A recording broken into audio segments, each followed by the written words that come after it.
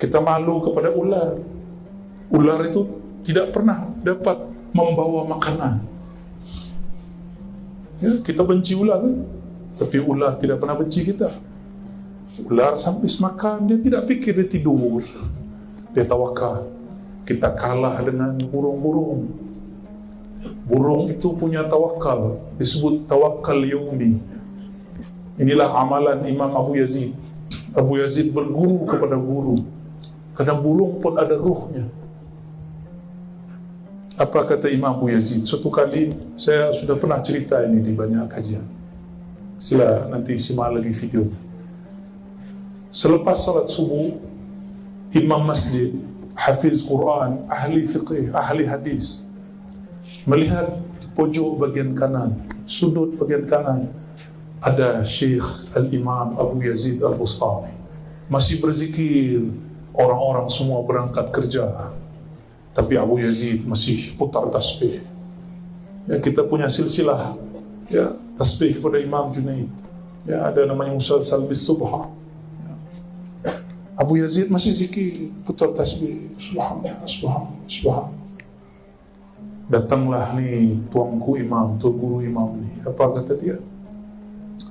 Hai Abu Yazid, bima taqutu hadzal yawm. Kalau engkau duduk begitu tidak berangkat bekerja, engkau makan apa hari ini? Siapa yang tanya? Imam. Dia imam salat, imam subuh. Kata Imam Abu Yazid, u'idu salati, saya akan ulang salatku, karena berimam kepada imam yang tidak kenal kepada Allah yang maha menghantarkan rezeki tidaklah sah. Ini mazhab tidak boleh dipakai, ya.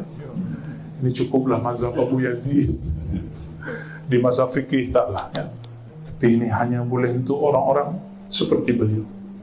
Abu Yazid punya amal solat di 1000 masjid di zaman itu. Masjid jarang, jalan kaki sepenuh negeri, Pak. Ada yang mau amalkan thariqah Abu Yazid? Tawakal seperti burung. Dia ulang sholat. Ilmu ini turun. Salah satu pewarisnya di generasi jauh setelahnya adalah saudara Imam Ghazali, namanya Ahmad Al-Ghazali. Suatu kali Imam Abu Hamid Al-Ghazali memimpin sholat. Dia ahli fiqih, tapi di dalam benak dia ada banyak perihal masalah darah haid. Dia terfikir sebelum sholat, apakah tanda perempuan selesai haid? Terbawa ke dalam sholat. Allahu Akbar, ya Allah, warna darah haid, ya Allah. Isi hati dan pikiran dia Allah bukakan kepada Imam Ahmad Al-Ghazali, saudaranya. Setelah sholat, Imam Abu Hamid Al-Ghazali ditegur oleh saudaranya. Wahai saudaraku, oh my brother, ya akhi, kenapa engkau menyembah darah? Kira-kira begitu kalau di bahasa lepas, ya. Imam Ghazali tobat dengan itu. Ya tubu ila Allah, dia tobat. Maka ahli-ahli zikir ni, ahli-ahli qalbu, dia bertobat bukan hanya dari dosa mata, itu orang awam. Bukan hanya dari dosa telinga, dosa lisan, dosa kemaluan, dosa perut, tangan, kaki, itu biasa. Tapi mereka bahkan taubat dari dosa fikiran dalam salat. Semoga kita ini diizinkan Allah naik maqam ke maqam itu. Ya. Oleh karenanya, jika selesai selepas solat baca Assalamualaikum kanan, Assalamualaikum kiri, minta ampunlah kepada Allah. Katakan, ya Allah, solatku belumlah khusyuk, sedangkan engkau mengatakan qad aflahal mu'minun alladzina hum fi salatihim khashi'un. Ya Allah, aku belumlah beruntung. Yang beruntung kata engkau adalah orang beriman yang salatnya khusyuk. Aku belumlah beruntung. Ini yang kita tangisi. Kita menangis kenapa kita belum dapat muflihun. Inilah taubatnya saliki. Maka ada taubat awam, ada taubat salik. Orang awam taubat dari dosa zahir, salik para perindu Allah, perindu Rasulullah yang menempuh jalan kepada Allah, dia pun taubat dari dosa batinnya. Suatu kali Rasulullah SAW mengatakan, afdalul dzikri la ilaha illallah wa afdalud du'a alhamdulillah. Hadis nanti, zikir yang paling nikmat itu adalah la ilaha. Maukah dia jahar, dikeraskan ataupun dilembutkan khafi. Tapi kawan saya ada satu orang, dua orang, ketika Dr. Yusri lagi pimpin zikir di hatinya, Allah kenapa diteriak-teriakkan? Allah maha mendengar, kenapa suara keras-keras? Orang sudah menikmati zikir, dia masih bertanya di hatinya. Ya. Dia lisannya baca la ilaha illallah, tapi kolbunya melayang-layang, kolbunya berpencar, kolbunya lari sana sini. Orang ini tidak dipandang oleh Allah karena kolbunya ghafil. Tapi tak apa. Kata Imam Nawawi Sakandari, la tatrukil dzikra li'adami hudurika ma'allah. Kamu jangan berputus asa, jangan tinggalkan zikirmu meskipun belum khusyuk, belum hadir. Latih terus sebut nama Allah, latih riyadhah, ya, latih.